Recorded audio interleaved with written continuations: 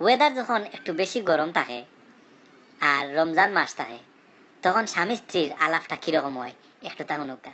এই শুনছো, তুমি আজ কি বানাচ্ছ ইফতারের জন্য?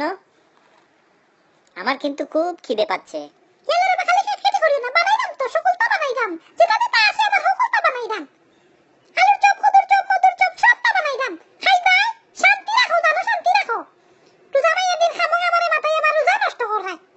আরে তুমি রাগ করতেছো কেন?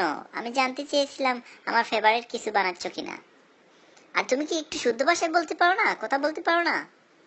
কি শুধু সিলেটি ভাষায় বক বক করো?